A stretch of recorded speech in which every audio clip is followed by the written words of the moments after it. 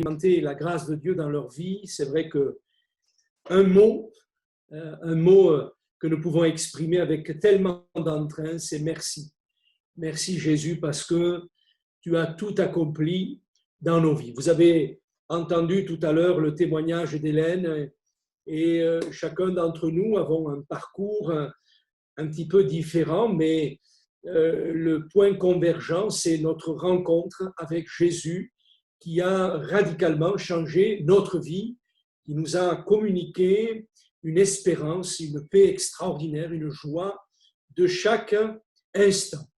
On dit parfois de certaines personnes qu'elles ont un langage double, ou un double langage plutôt. Et c'est vrai que par rapport à ces personnes-là, c'est très difficile de savoir ce qu'elles pensent et c'est très difficile de savoir ce qu'elles veulent nous faire comprendre ou là où elles veulent nous emmener. Et quand je lis ma Bible, eh bien, je trouve deux paroles qui, dans la bouche de Jésus, sont complètement et diamétralement opposées. Pourtant, venant de la part de Jésus, eh bien, ce n'est pas quelque chose qui reste d'incompréhensible, mais comme nous le disons souvent, l'Écriture, la parole de Dieu, s'explique par l'Écriture. Alors, je vous invite à découvrir ces deux paroles prononcées par Jésus qui sont diamétralement opposées. Nous allons les découvrir ensemble. La première se trouve dans l'évangile de Matthieu au chapitre 11 et nous lirons à partir du verset 28. Voilà, une belle photo des enfants d'Onou. Il est dit ceci, et c'est une parole de Jésus qui dit ceci: « Venez à moi, vous tous qui êtes fatigués et chargés, et je vous donnerai du repos. Prenez mon joug sur vous et recevez mes instructions, car je suis doux et humble de cœur, et vous trouverez du repos pour vos âmes, car mon joug est doux et mon fardeau léger. » Amen. Donc voilà ce premier texte où nous avons cette première parole, cette invitation de la part de Jésus et qui dit ceci: « Venez à moi ». On va y revenir dans quelques instants. La seconde parole qui sort de la même bouche, c'est-à-dire de Jésus, se trouve dans l'évangile de Matthieu au chapitre 25 et nous lirons à partir du verset 31. Il est dit: « Lorsque le Fils de l'homme viendra dans la gloire avec tous les anges, il s'assiera sur le trône de sa gloire. Toutes les nations seront assemblées devant lui. Il séparera les uns d'avec les autres, comme le berger sépare les brebis d'avec les boucs. Et il mettra les brebis à sa droite et les boucs à sa gauche. Alors le roi dira à ceux qui seront à sa droite: Venez, vous qui êtes bénis de mon Père. Prenez possession du royaume qui vous a été préparé dès la fondation du monde. Car j'ai eu faim et vous m'avez donné à manger, j'ai eu soif et vous m'avez donné à boire, j'étais étranger et vous m'avez recueilli, j'étais nu et vous m'avez vêtu, j'étais malade et vous m'avez visité, j'étais en prison et vous êtes venus vers moi. Les justes lui répondront: Seigneur, quand avons-nous vu avoir faim et t'avons-nous donné à manger, ou avoir soif et t'avons-nous donné à boire? Quand avons-nous vu étranger et t'avons-nous recueilli, ou nu et t'avons-nous revêtu? Quand avons-nous vu malade ou en prison et sommes-nous allés vers toi? Et le roi leur répondra: Je vous le dis en vérité, toutes les fois que vous avez fait ces choses à l'un de ces plus petits de mes frères, c'est à moi que vous les avez faites. Ensuite, il dira à ceux qui seront à gauche: retirez-vous de moi, maudit, allez dans le feu éternel qui a été préparé pour le diable et pour ses anges. Car j'ai eu faim et vous ne m'avez pas donné à manger, j'ai eu soif et vous ne m'avez pas donné à boire, j'étais étranger et vous ne m'avez pas recueilli, j'étais nu et vous ne m'avez pas vêtu, j'étais malade et en prison et vous ne m'avez pas visité. Ils répondront aussi, Seigneur, quand avons-nous vu ayant faim ou ayant soif ou étranger ou nu ou malade ou en prison et ne t'avons-nous pas assisté? Et il répondra, je vous le dis en vérité, toutes les fois que vous n'avez pas fait ces choses à l'un de ces petits, c'est à moi que vous ne les avez pas faites, et ceux-ci iront au châtiment éternel, mais les justes à la vie éternelle. Amen. Donc, ces deux paroles que nous trouvons dans ces textes de l'Écriture, des paroles prononcées par Jésus, la première, il dira ceci, venez à moi. Et puis la seconde, retirez-vous de moi. Ces paroles ont été prononcées par la même personne, en l'occurrence Jésus, mais pas au même moment. Alors, je voudrais m'arrêter sur ces paroles et voir ensemble ce qui peut ce soir nous interpeller. Je crois qu'il y a une parole de Dieu pour nos vies. Je crois qu'il y a une interpellation de la part du Seigneur pour chacun de nous. En tout cas, Dieu nous aime et il a le meilleur pour chacun de nous. Première parole, venez à moi. Il s'agit donc là d'une invitation qui concerne tous les hommes de la création sans distinction de religion, quelle que soit la couleur de peau, quel que soit le rang social, etc. L'Écriture nous dit, la Bible dit, vous tous, vous tous.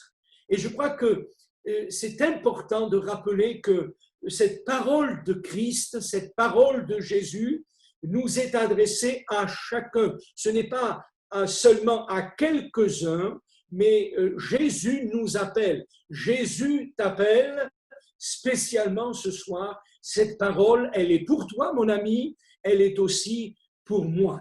Je crois que ce qui est important de relever également, c'est que cette première parole retentit aujourd'hui.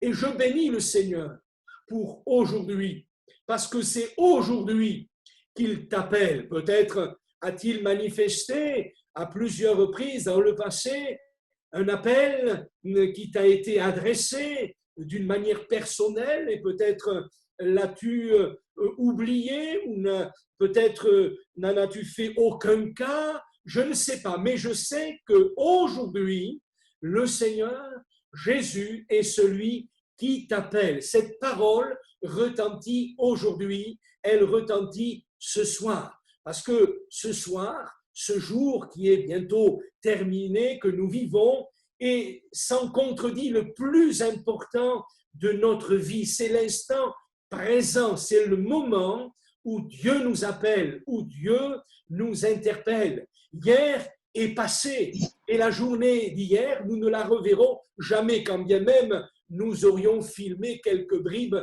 ici et là. Une chose est certaine, c'est que nous ne pourrons jamais revenir en arrière. Hier, c'est terminé. Et demain, eh bien, demain n'est pas encore là. Et d'ailleurs, nous ignorons même si nous verrons demain, si nous verrons le jour demain. Et c'est pourquoi l'Écriture nous dit « Prépare-toi à la rencontre de ton Dieu ». J'ai partagé tout à l'heure sur notre groupe WhatsApp ce sujet de prière. J'ai été étonné, dans le bon sens du terme, d'un petit cousin qui m'a interpellé tout à l'heure parce qu'il vient de perdre un ami d'une crise cardiaque de 13 ans, à 13 ans, une crise cardiaque, comme quoi la vie n'est rien, elle ne tient qu'à un fil. Et il était interpellé et il m'a dit, mais finalement, je réalise qu'on n'est rien. On n'est rien, et c'est vrai. Je crois que l'important pour nous aujourd'hui, c'est d'être prêt à rencontrer le Seigneur, c'est de faire la paix avec lui, c'est d'être réconcilié avec Jésus. C'est pourquoi dans la parole de Dieu et notamment dans l'épître aux Hébreux, que ce soit au chapitre 3, verset 7 et verset 15, chapitre 4, verset 7 également, à 3 reprises, il y a comme une parole de Dieu qui retentit, un appel de Dieu qui dit aujourd'hui, si vous entendez sa voix, n'endurcissez pas votre cœur. Dieu fixe de nouveau un jour aujourd'hui. Et je crois que pour toi, mon ami, ce soir, c'est le jour où Dieu parle à ton cœur, c'est le jour où le Seigneur t'appelle à te tourner vers lui parce qu'il t'aime et parce qu'il a formé des projets pour ta vie, projets de paix et non de malheur, afin de te donner un avenir et de l'espérance. Béni soit le Seigneur. Dans ce verset, dans ce passage de Matthieu chapitre 11, nous pouvons noter cette progression dans la découverte de ce que nous propose Jésus. Premièrement, il dit « Venez à moi ». Un peu plus loin, il dit « Prenez mon joug ».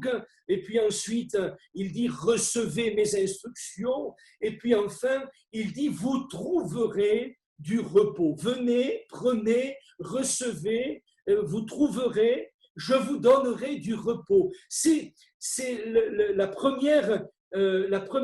premier résultat du fait de venir à Jésus. Je vous donnerai du repos. Et cela se produit précisément le jour de notre conversion, le jour où la lumière de Christ vient briller dans les ténèbres de notre cœur, où nos yeux s'ouvrent sur la réalité de l'amour de Dieu, de l'œuvre de la croix, où Jésus a tout accompli. Nous l'avons si bien chanté tout à l'heure au travers de ces magnifiques cantiques.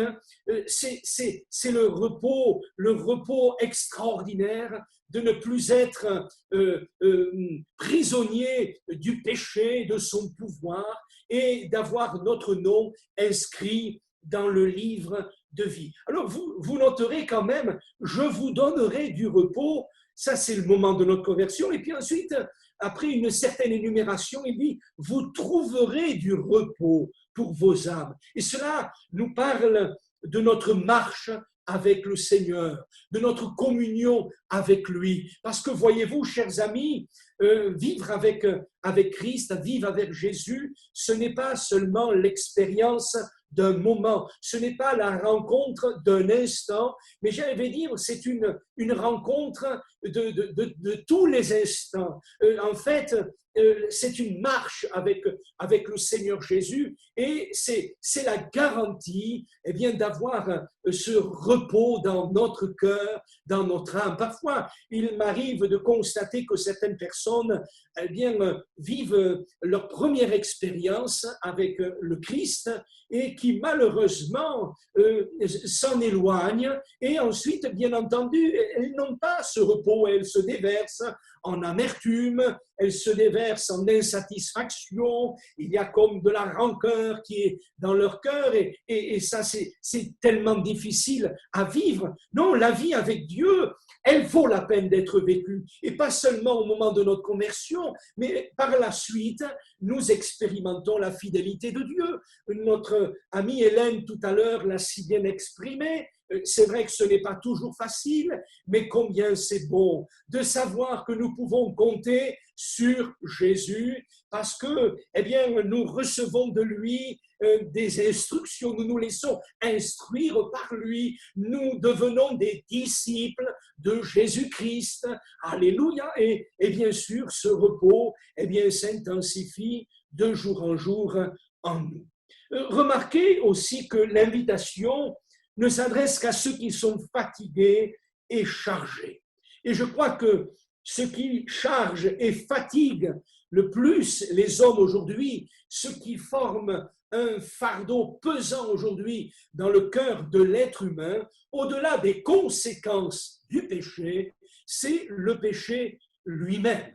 Et l'Écriture nous révèle que tous les hommes, sans exception, sont pécheurs. Par conséquent, cette invitation qui nous est donnée par Jésus, eh bien, s'adresse à tous sans distinction. Alléluia. Puisqu'on est tous concernés par le problème du péché, eh bien, cette invitation, venez à moi, est adressée aussi à tous. Alléluia. Oh, combien c'est bon d'être libéré de la puissance du péché, combien c'est bon d'être débarrassé du fardeau de notre péché. C'est ce que la Bible appelle la liberté des enfants de Dieu, être véritablement libre en Jésus-Christ.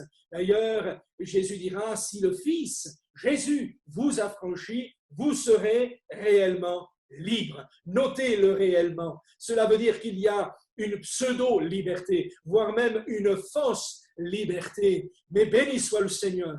Quand on est libéré de la puissance du péché, eh bien, nous connaissons la vraie liberté. Alléluia. Combien c'est bon. Et notre prière, c'est pour cela aussi que l'Église, les frères et sœurs, les chrétiens que vous voyez ici à l'écran, ceux que vous entendez chanter, ceux qui rendent témoignage, ces chrétiens qui se rassemblent ici et là, eh bien, prie pour que vous aussi, vous puissiez connaître la vraie liberté. Que le nom de Jésus soit béni. Amen. Oui, on aurait pu penser que Jésus dise, venez à moi, vous les saints, les justes, et vous les pécheurs, sortez de là, partez. Non, l'appel de Jésus vraiment est en direction des pécheurs. D'ailleurs, dans l'évangile de Marc au chapitre 2, verset 17, Jésus va dire, ce ne sont pas ceux qui se portent bien qui ont besoin du médecin, mais les malades. Je ne suis pas venu appeler des justes, mais des pécheurs. Alléluia. Voilà une belle parole du Seigneur. Je ne suis pas venu appeler des justes, mais des pécheurs. Et toi, en ce moment même, qui te dis, mais j'en ai tellement fait, je me suis tellement éloigné de Dieu. Si vous saviez, pasteur, tout ce que j'ai pu accumuler dans ma vie, il y a comme un sentiment de culpabilité qui est là sur ta vie. Je voudrais te dire, débarrasse-toi de cette culpabilité, laisse le Saint-Esprit te convaincre de péché et blottis-toi dans la repentance dans les bras du Seigneur Jésus et laisse-le pardonner tes péchés, laisse-le te donner une vie nouvelle, laisse-le ôter ton cœur de pierre et te donner un cœur de chair. Alléluia, amen. Alors, quand nous lisons les évangiles, on est étonné parce que Jésus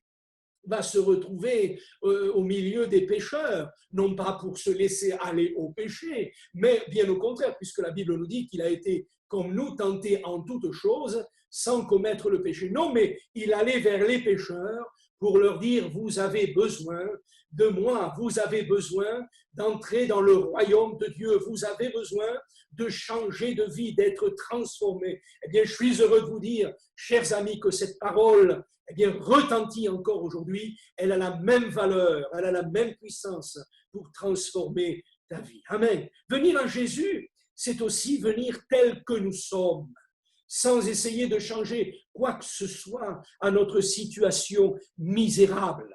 Quand je lis ma Bible et je remarque les brigands qui ont été crucifiés en même temps auprès de Jésus, l'un à droite, l'autre à gauche, si l'un d'entre eux s'est rebellé contre le Seigneur, l'autre a été pris d'un profond remords, il s'est repenti là sur la croix et il a vraiment expérimenté tout le poids de sa misère, il a vraiment ressenti le poids de sa misère et que pouvait-il faire sinon que de venir à Jésus? Que pouvait-il changer lui à sa vie? Que pouvait-il changer à son cœur? Il ne pouvait rien. De toute manière, pour lui, c'était trop tard. Il ne pouvait rien engager par ses propres forces, par ses propres moyens. Mais béni soit le Seigneur.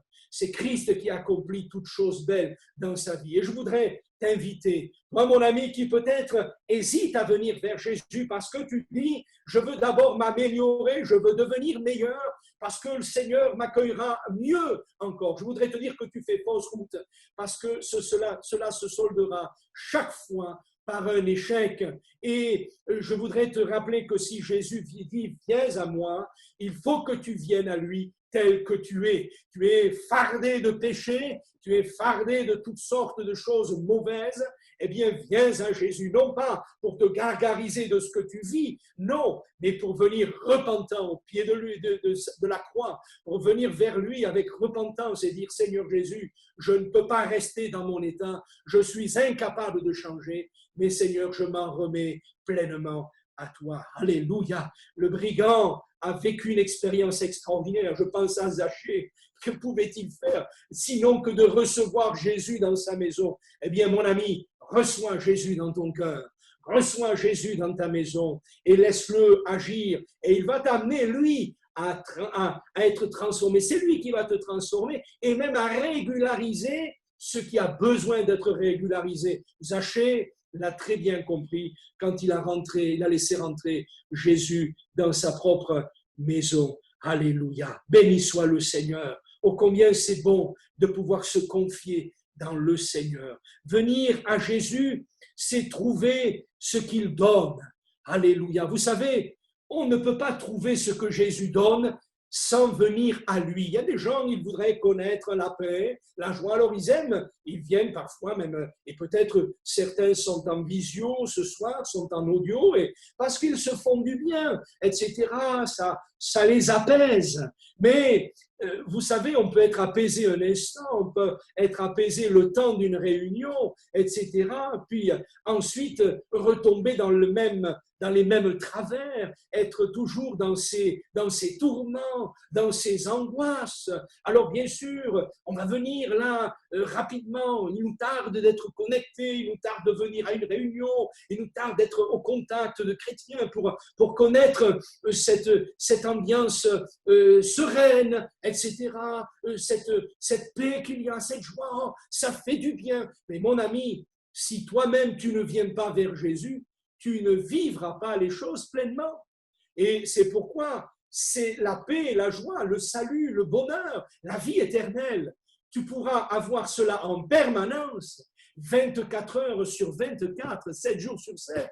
Mais si seulement tu viens à Jésus, et puis de toute manière, la garantie que tu aies une place dans le ciel, ce n'est pas le fait que tu assistes à des visioconférences ou des audioconférences ou même venir à des réunions, etc., etc.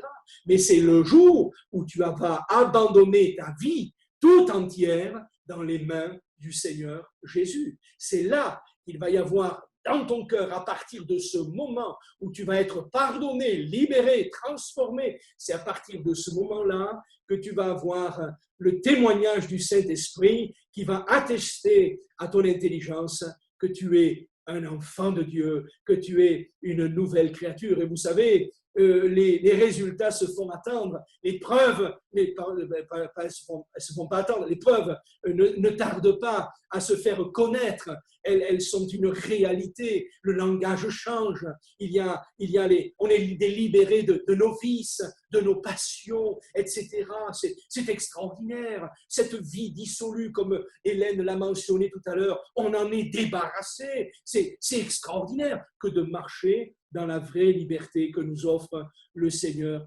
Jésus. Seule sa présence peut combler le vide de notre cœur. Alléluia. C'est en venant à Jésus, t'abandonnant à lui, que tu trouveras ces choses. Oh, combien les gens aujourd'hui veulent essayer de combler ce vide en se donnant à toutes sortes de choses, de passions, etc.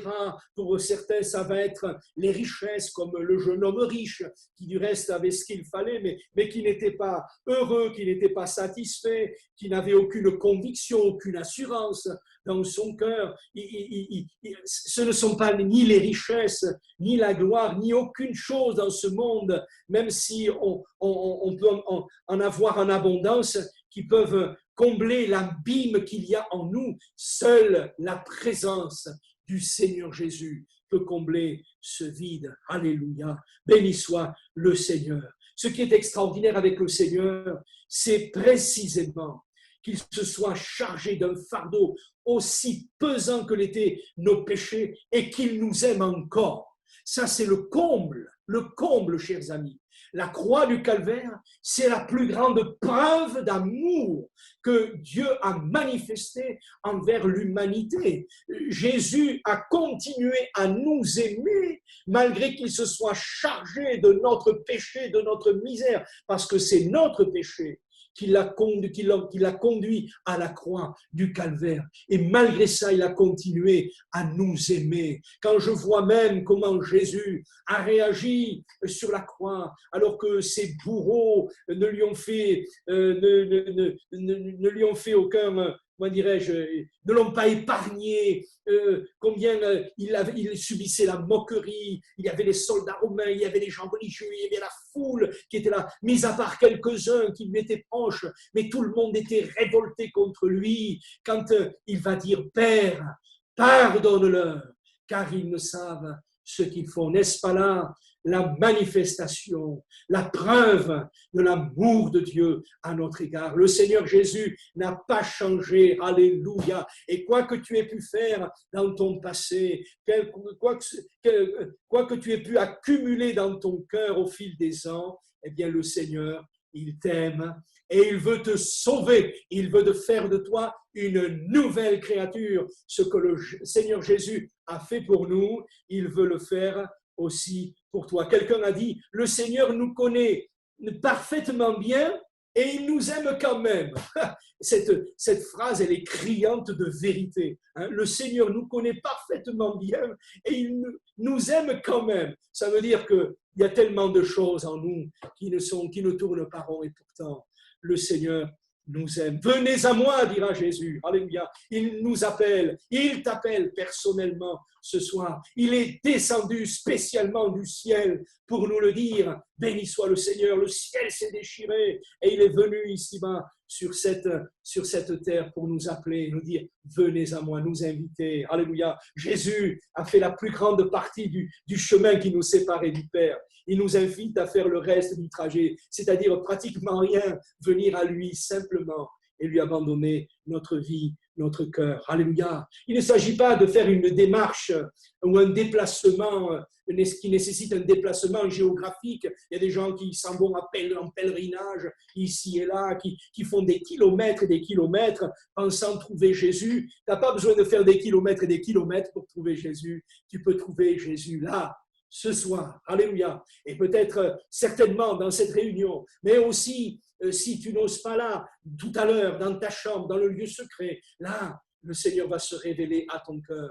Tu vas pouvoir le connaître d'une manière extraordinaire. Oui, le pécheur peut venir à Jésus à l'endroit même où il se trouve. Le prisonnier, depuis sa prison, il peut rencontrer Jésus. Alléluia. Et j'ai rencontré tellement de prisonniers qui se sont convertis à Jésus du fond de leur cellule. Le pauvre, depuis son humble demeure. Le riche, depuis son palais présidentiel, il est capable de rencontrer le Seigneur Jésus parce qu'il n'est pas limité, le Seigneur.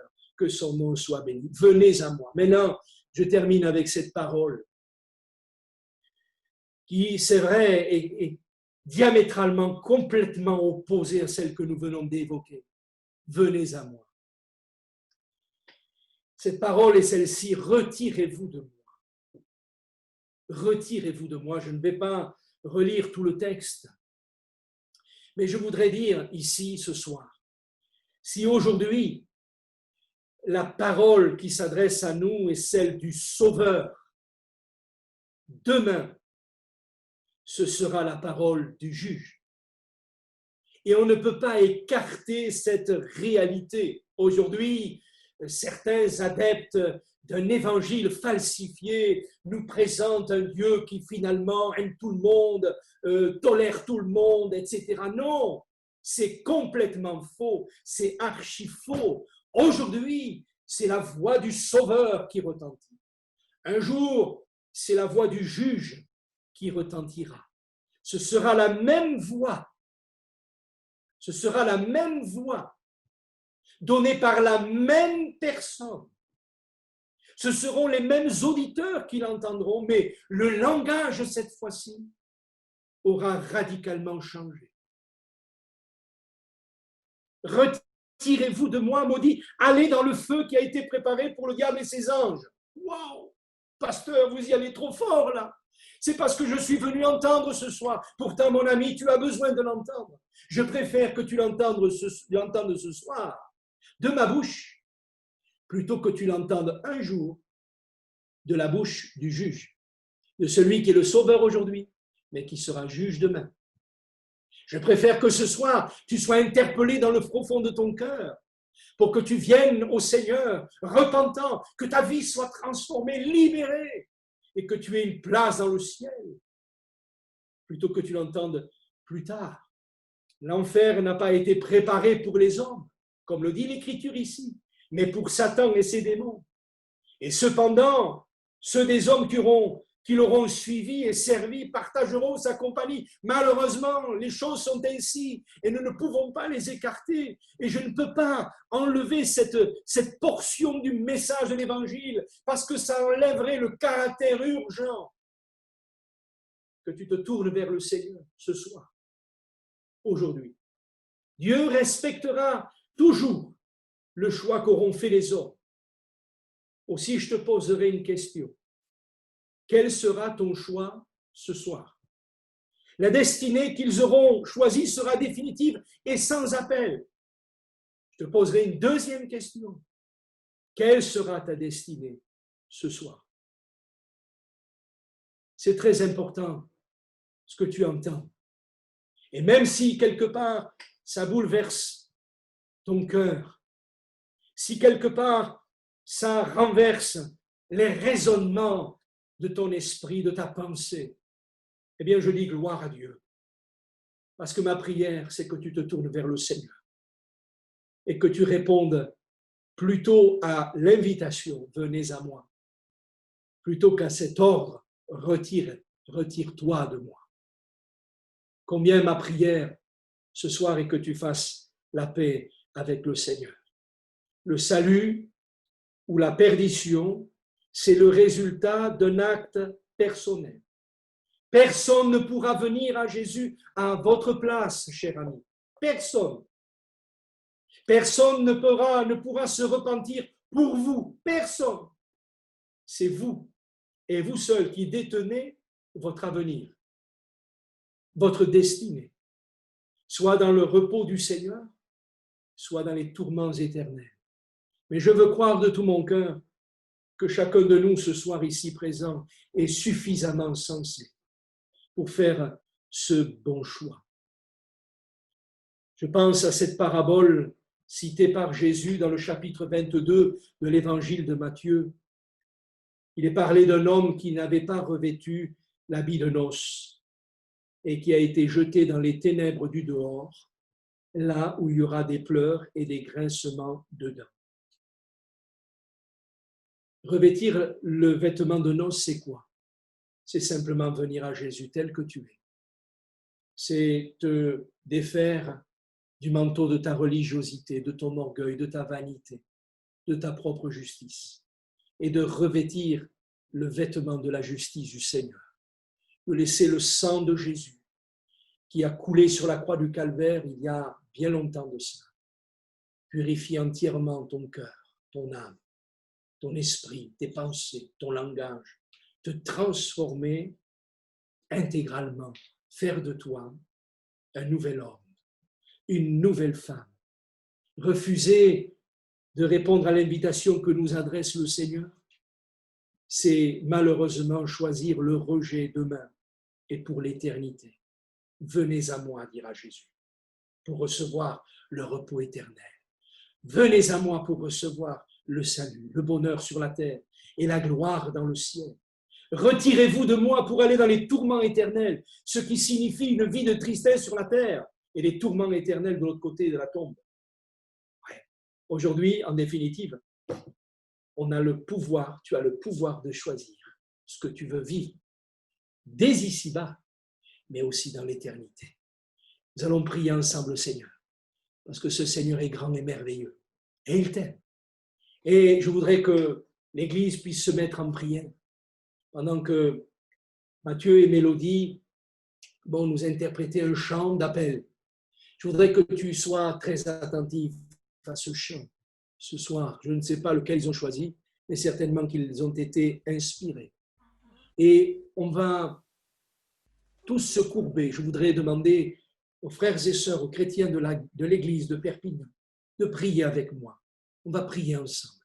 Parce qu'il y a des amis qui sont là ce soir, en visio, en audio, qui ont besoin d'une grâce particulière, qui ont besoin d'une transformation miraculeuse de leur vie. Et ce qui réjouit mon cœur, c'est que le Seigneur est capable de le faire ce soir. Ce soir, tu peux prendre un nouveau départ. Ce soir, tu peux venir à lui pour être transformé. Alléluia. Pendant que nous écoutons ce chant, vous qui désirez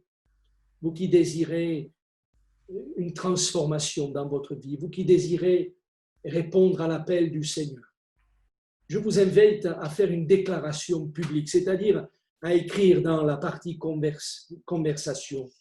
Voilà, moi je veux que ma vie soit changée. Moi, je donne mon cœur au Seigneur ce soir.